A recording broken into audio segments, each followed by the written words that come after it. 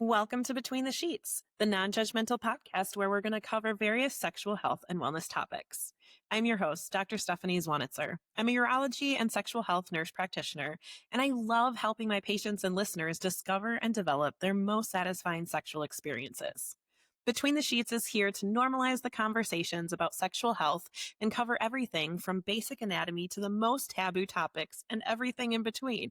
Real talk, real pleasure, one episode at a time. So come on, let's get between the sheets. This episode is sponsored by Boston Scientific and its educational website on erectile dysfunction, edcure.com. One study estimated that more than 50% of men over the age of 40 have some degree of erectile dysfunction, which can be frustrating and confusing. Go to edcure.com to find information on erectile dysfunction and treatment options, including long-term treatment options offered by Boston Scientific. Boston Scientific does not endorse any statements or opinions expressed during this episode. Hey guys, welcome back to Between the Sheets. We are going to get into a topic we haven't covered yet on this podcast. We're going to get into some infidelity, some relationship things, and kind of overall recovering from issues in relationships. So we have Kayla Crane here today. She is a licensed marriage and family therapist in Denver, Colorado, and she specializes in relationships and trauma and has a big focus on infidelity and healing relationships. So welcome, Kayla. Hi, thanks for having me. Yeah, absolutely. So excited to have you here. We really haven't covered this topic, and I don't know about you and what the statistics actually are, but I have certainly had infidelity in relationships in the past. And so I feel like it touches a lot of people. I think this is a great topic to start with. Yeah, almost everyone has been impacted by infidelity, whether it's they've experienced it themselves or a family member or a friend. Almost everyone will have Yeah. had some kind of connection to infidelity. Yeah. And how did you get into that type of counseling? Was there a personal situation that kind of made you more interested in doing that, or just that it was just a really unique way to be involved in people's lives? So I've experienced it in past relationships, so I Mhm. can definitely relate to it. Also, I just comes up a lot in couples I've worked with. And Okay. so I didn't feel like I had a really solid foundation on how to work with it. I had general stuff. But I really wanted to, so I didn't feel like I was effective as I wanted to be. Hmm. Sometimes even the work we would do would leave a little bit of like some holes. And unfortunately, when that's the case, it'll keep showing up, you know? And Yeah. so I went and got trained in something called systematic affair recovery therapy. Okay. And it's really comprehensive. It kind of very start to very finish, beginning of when you're born up Hmm. until throughout the infidelity and where the relationship is today. That's amazing. Yeah. That's really cool. Yeah. I mean, it's definitely a difficult thing to recover from if you're able to, if you choose to even try. But I think there are some really great relationships out there that deserve that second chance. So are people finding you right away after infidelity? Are they finding you way down the road? How's that work?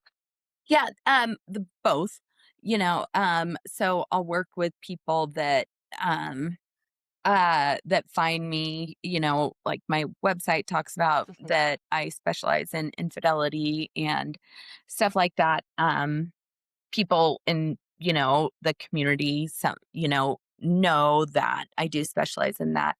Mhm. Um, and also, people have had it, 15 years ago or 20 years ago, and there still hasn't been repair or Mhm. complete repair. And so, like I said, even if they've done a ton of work, if there's still like any questions, it's incredibly difficult to move past it because there's always Yeah. kind of something living there. And so I do have people that have come and they said, we've done so much work, but not specifically around infidelity. That's Mhm. not uncommon either, that they'll come and they'll like, I don't really want to talk about it that much, but we Yeah. just want to look forward. And I try to, point out that that's incredibly difficult to do. And it's not, it could frankly be kind of a waste of time to do Mm. therapy and have this almost like elephant in the room of like, Sure. we're just not going to touch that and try to work on everything around it.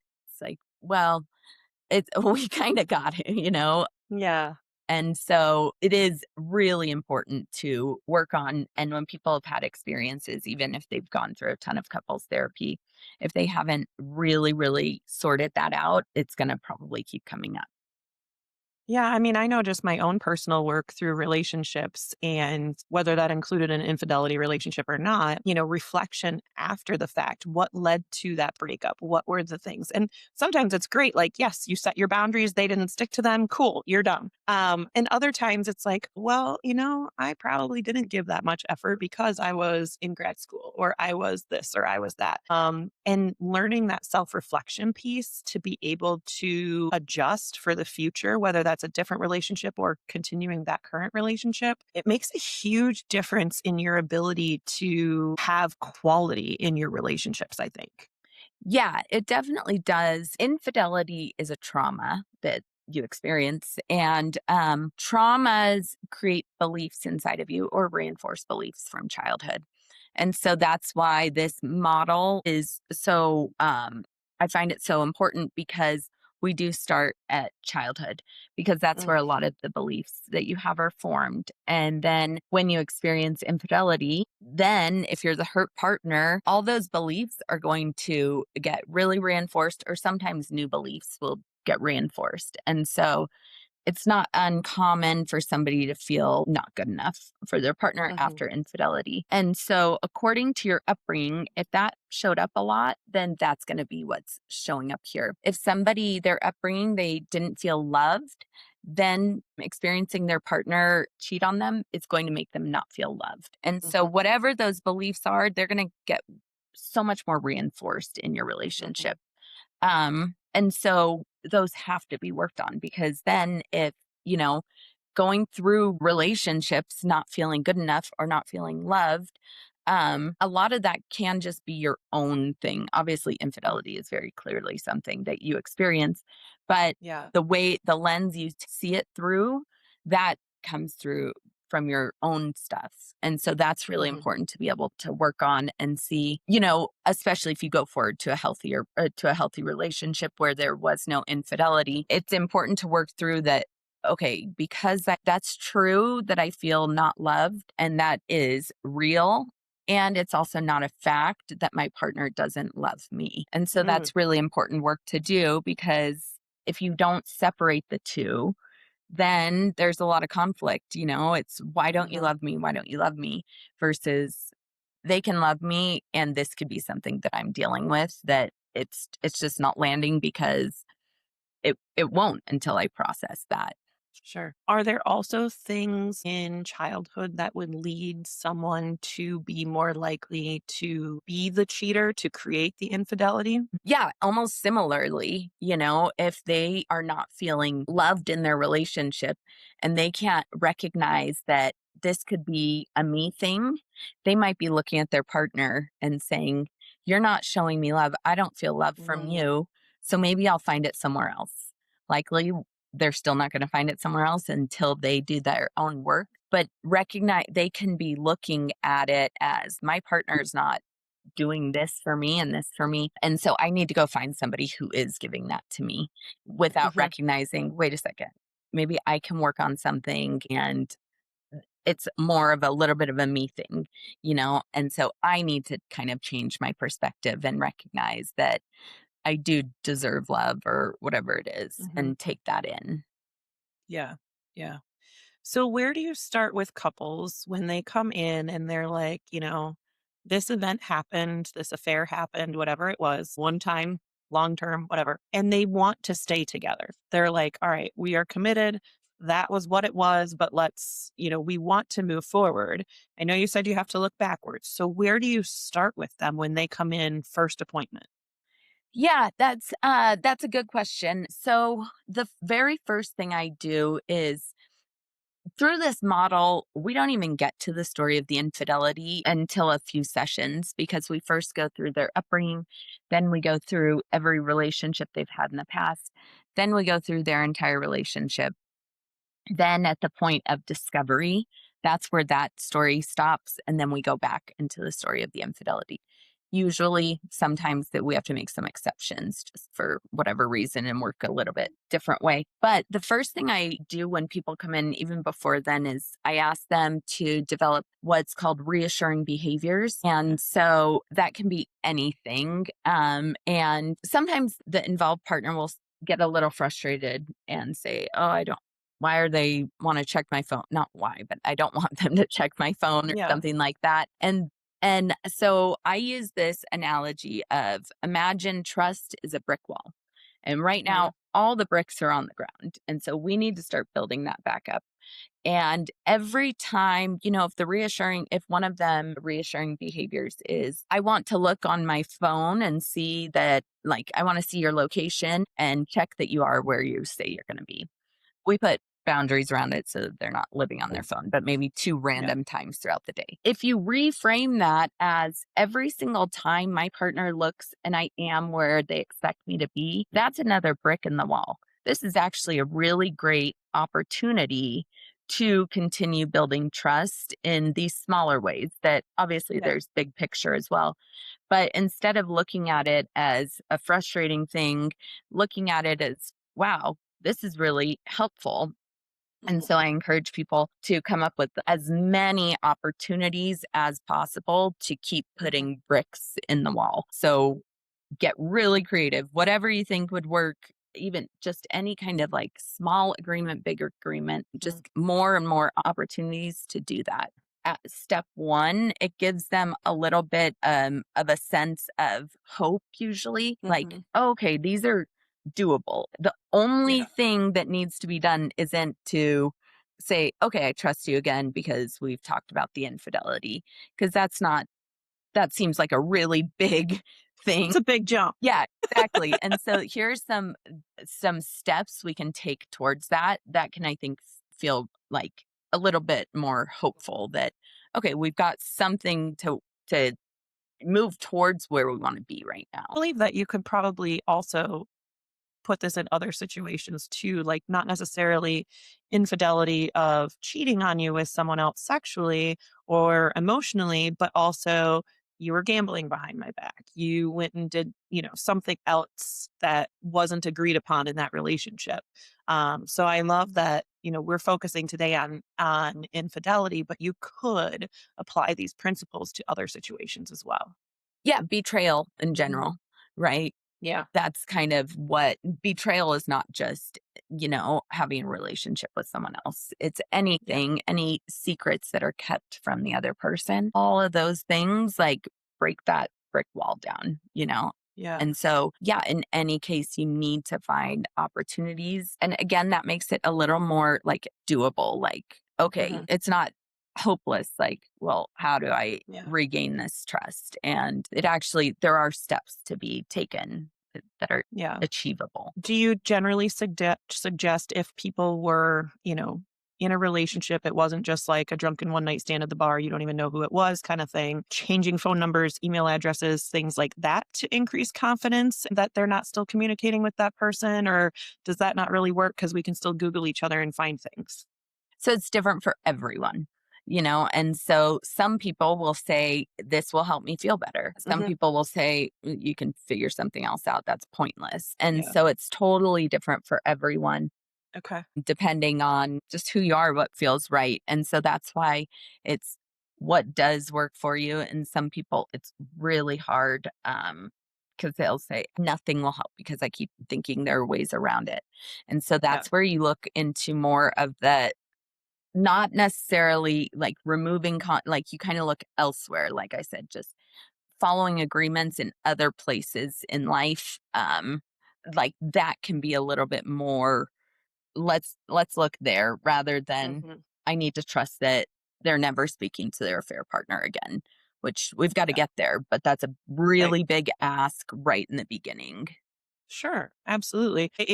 My friends and I have an ongoing joke that when we see a couple profile on Facebook or something like, oh, who cheated in that relationship, which is absolutely ridiculous because my parents have a joint Facebook account and they are the most in love people ever.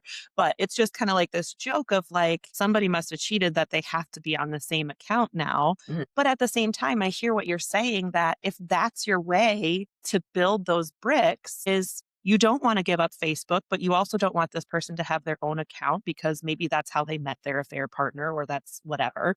Um, that might be a way to be able to continue forward as well.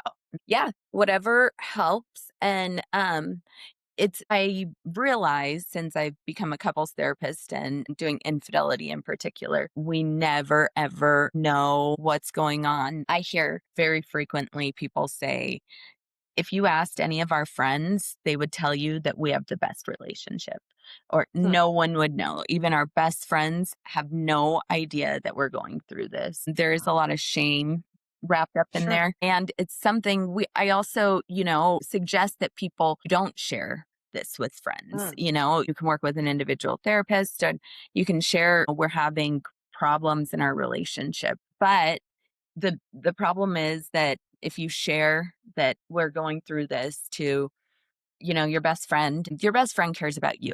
They've got Hmm. your interest at heart. All they hear is what they hear. There's not the foundation of love and history of your relationship. They're not in the therapy room seeing the work that's being done.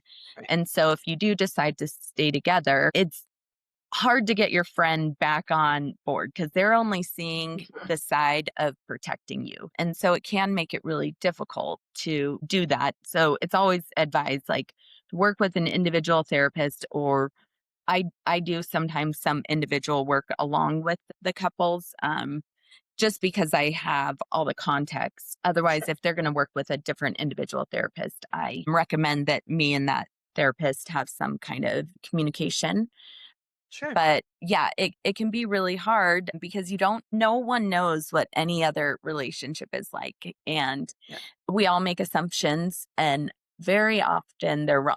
It's human nature to make assumptions, and so sometimes I'll even like read an intake form and think, oh, okay, I know what's going on here. But I never know until they come in and they tell me stuff. And even sometimes people, you know, I'm a stranger, even though I'm a couple Right. therapist, and so sometimes it'll take a few sessions before they share something kind of big. And I'll say, totally caught me off guard. Mhm. And so it's just really, we have no clue what everyone else is going through and what they're doing, right? Are they trying to rebuild trust? And, Right. was it, like you said, a gambling thing? Was it infidelity? It can be, who knows? Right. Right. Yeah, it's so interesting. And I think, you're right. If one of my girlfriends told me their husband or partner had cheated on them, I would be gung ho for my girl and be like, screw him. He's bad news. Don't ever trust him again. Once a cheater, always a cheater. Like all the cliches that we could throw out there because she's my person Hmm. and he's an additive, Right. like, yeah. And then you think about like, your family. And yeah, if you're going to work through this and bring them back to Christmas next year, Yeah. you don't want everybody looking at them in a negative light either, especially if you both have done the work. And, depending on what led to that situation, maybe you were both sort of at fault of things in your relationship falling apart to get to that point. So it shouldn't always be pointing a finger at one individual. Yeah. Yeah. Usually it is like a symptom of a bigger problem. I always tell them like infidelity was the very worst way to get to, Yes. bring up this problem. But yeah, it's not black and white. There is so much more context. And not only is it hard to kind of come back if you've told somebody because of how they feel about your partner, there can be so much shame involved with the hurt partner.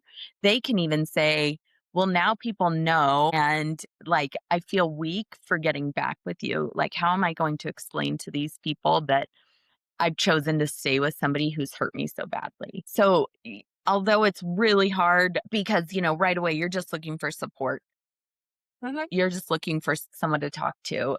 Ideally, you find a therapist like right away that you can talk to about it, just so you do have an outlet because it's a lot to hold. And so that it's just a huge ask to do that. But Hmm. it's also can be really detrimental to tell friends and family. Sure. Sure. When I think about infidelity, you think about the physical part of it, and that has to be very difficult to want to be intimate with someone who decided to go be intimate with someone else. And so, how do you kind of start to heal that part? How do you start to be intimate again with someone that you're still kind of like, eek? Yeah, one interesting thing about infidelity, it's very, very common right after discovery for like the involved partner and the hurt partner to have so much sex. Hmm. And so I hope people I want people to hear that because every time they come in, they're like, this is going to sound so bizarre, but we're having so much sex. So it's really, really normal for that to happen.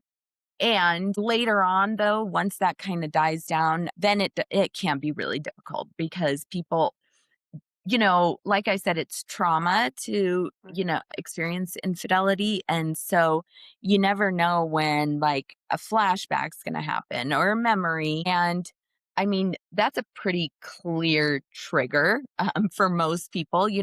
There can also be other triggers, like it could be a street that they drove down when they know that the affair partner lives on, or when they were Mm. told the discovery, they were in a specific room in their house, and that's a trigger. But I mean, if they had sex with someone else when you're trying to have sex with them, it can be really challenging. And so that kind of comes at their own pace whenever it kind of feels right. I also am trained in trauma therapy. And Mhm. so that's something that can really like kind of nicely pair with the treatment, especially towards the end when people have said, okay, I want to stay with my partner. I love them. And I just can't get this like image out of my head or this thought Mhm. out of my head. I can do like some what we call desensitization, and pretty quickly. And what that does, all it does is kind of take the charge out of that memory, Mhm.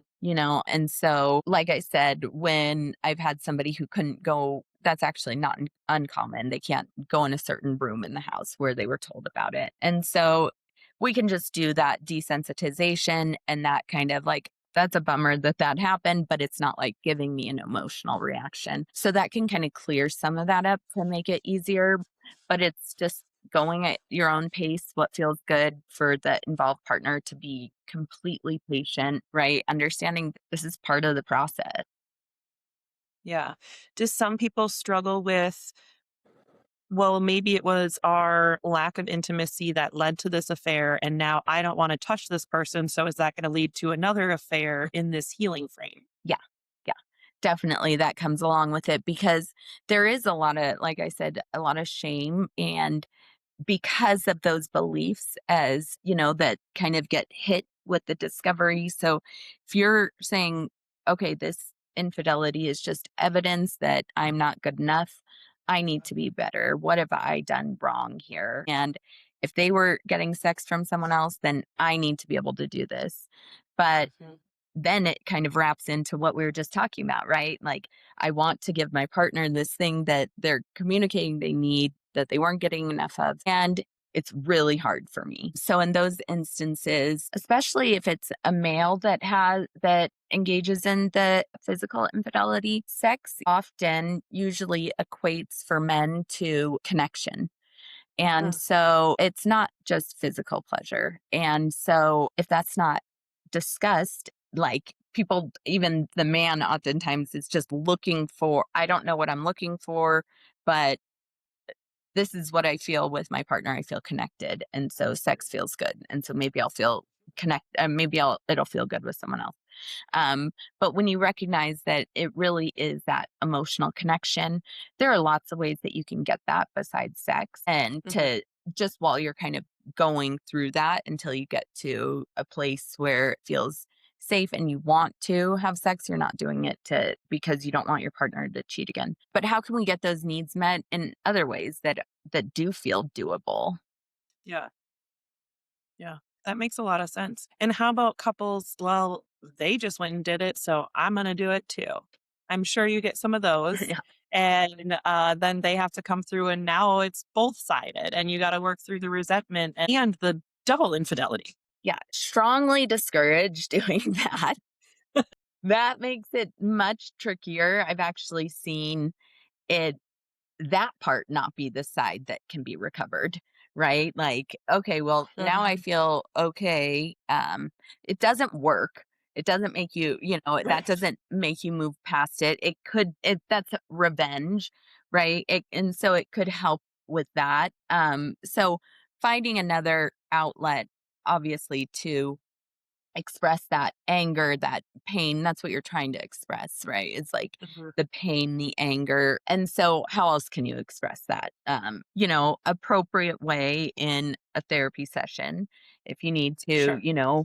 write a letter and give it to them, communicating to them like I said, in a therapy session is good because it's controlled, but you can also share so much of that anger, which is all completely valid.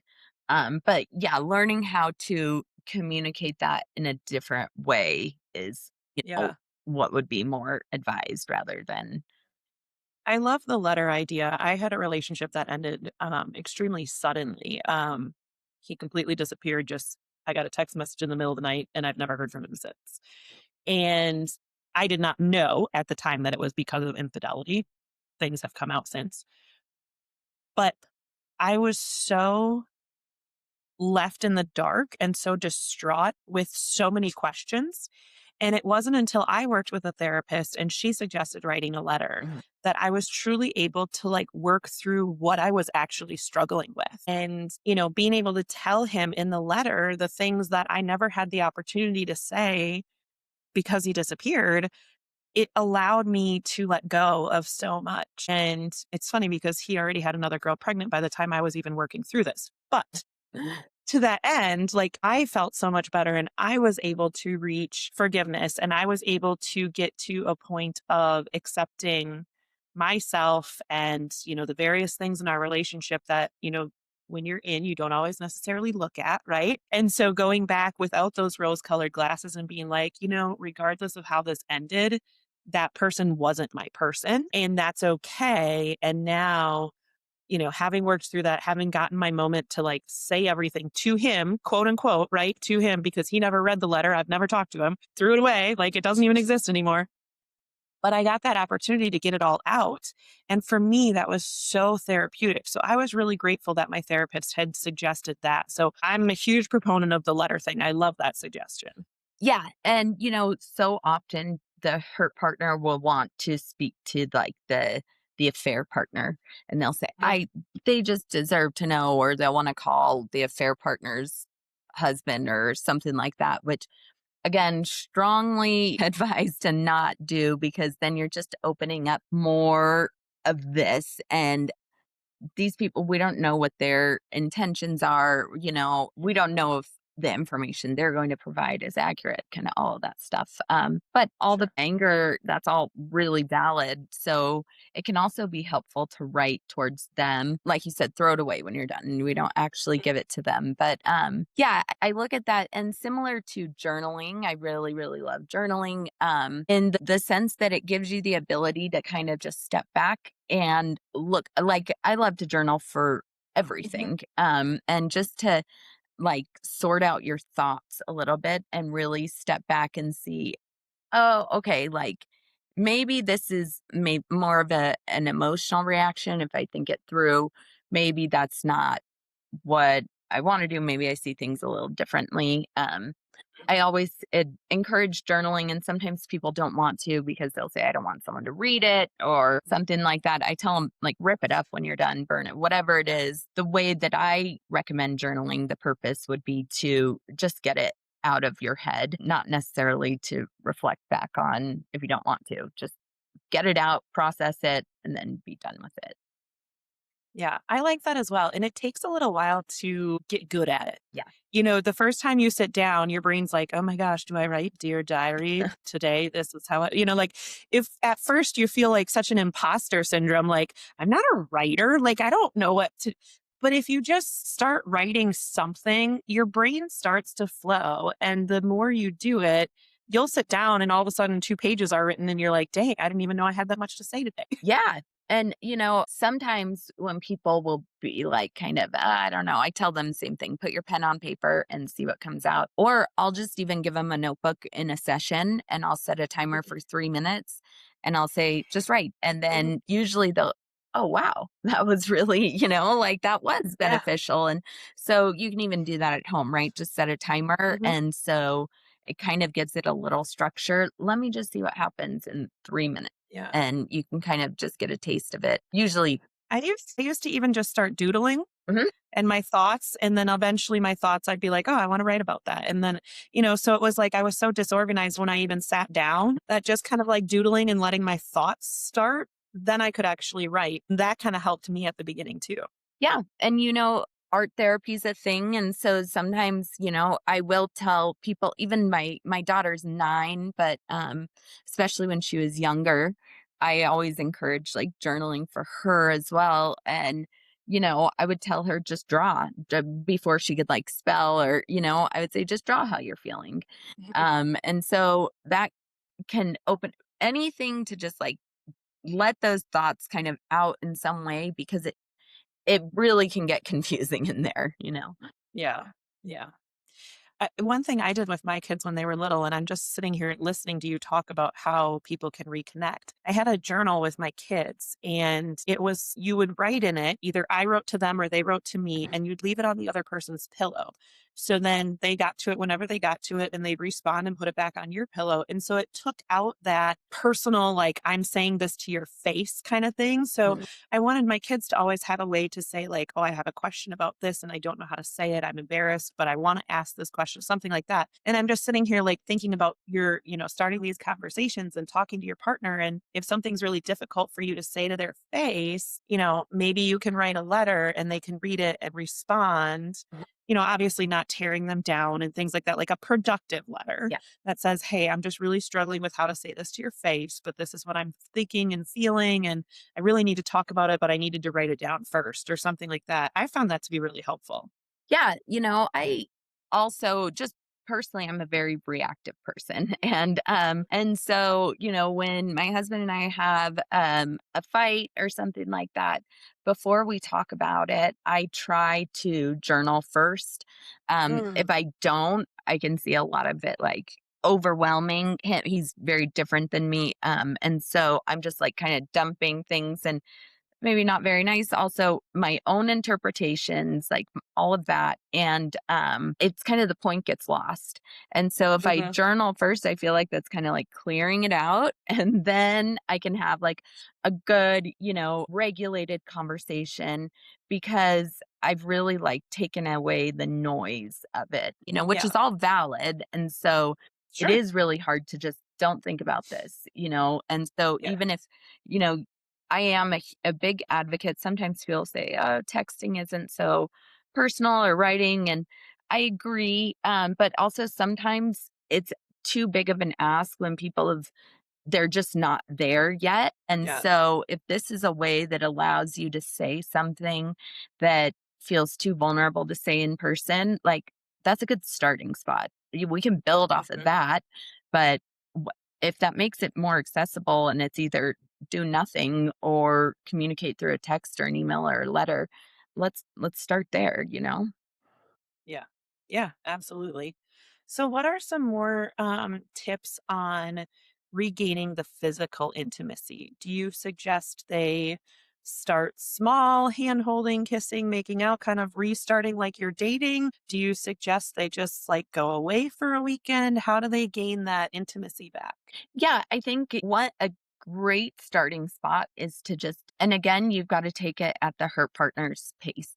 And so they might want to have sex or even hold your hand or something and then out of nowhere say, I don't want this. I don't want this. And so it's always on them to be able to kind of control that. Mhm. But it can be really helpful to just be touching as much as possible and doesn't have to be it doesn't have to be romantic or anything, but just if you're Mhm. watching TV together, sitting close enough that your legs are touching. Or if Yes. you're, driving in the car together, like somehow just putting your hand on someone's leg, or it the more you touch, the more comfortable it gets.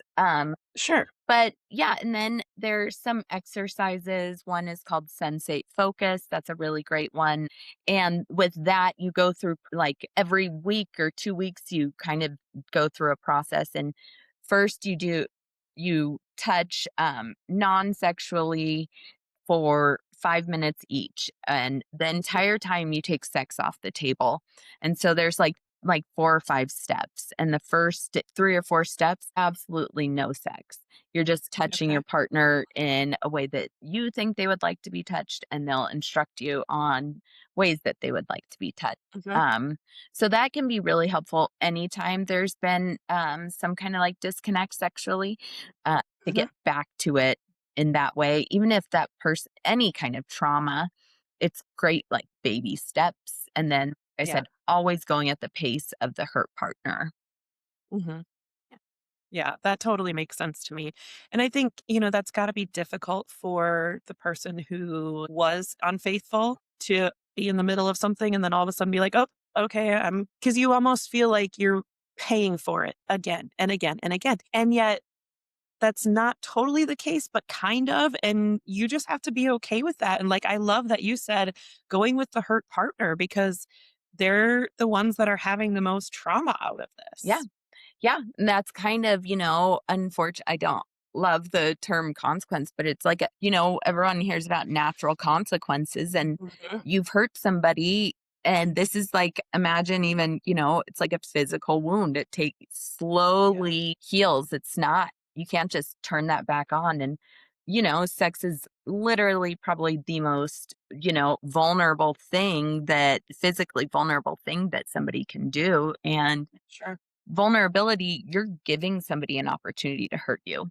And Mhm. so to give somebody that opportunity after they've already hurt you so deeply, it's a big ask. And Mhm. so also, it can be confusing because at the beginning they might want to have a lot of sex.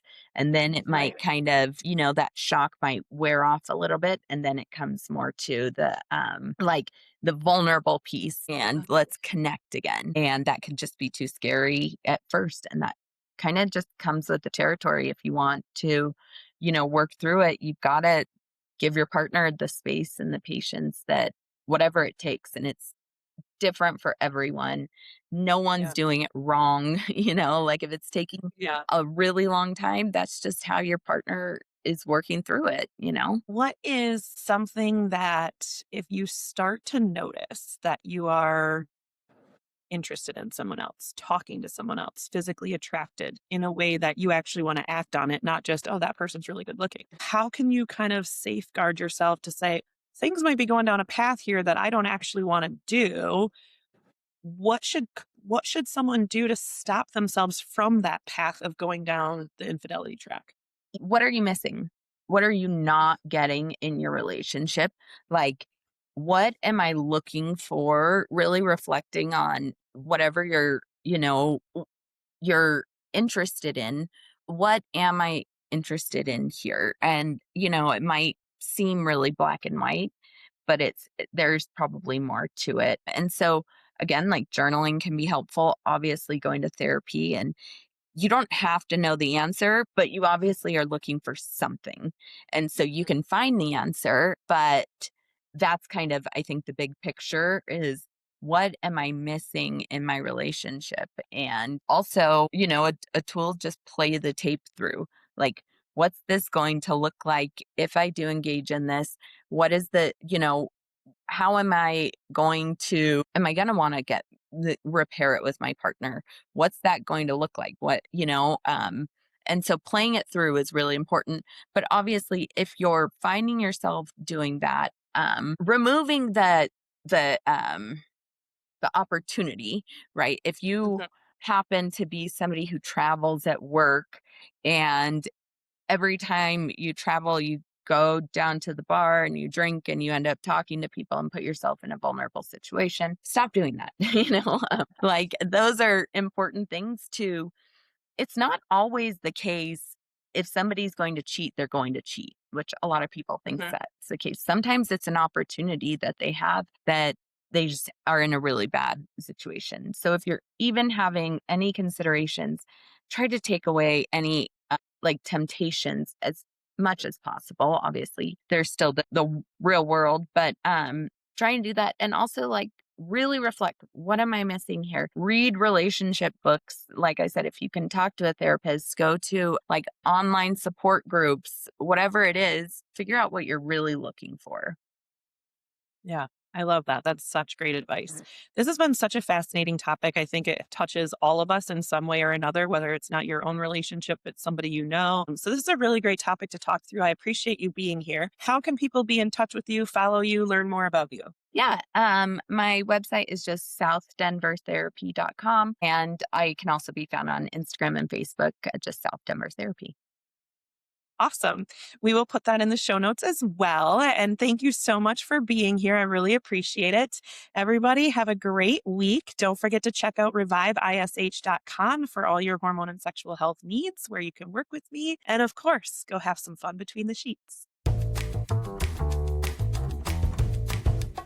Thank you for joining us and exploring sexual health topics here on Between the Sheets. New episodes are available every Wednesday. Please subscribe and rate our podcast so we can reach more listeners. And don't forget to tell your friends, partners, and anyone who will listen about Between the Sheets. Send any comments, questions, or stories to podcastbetweenthesheets@gmail.com.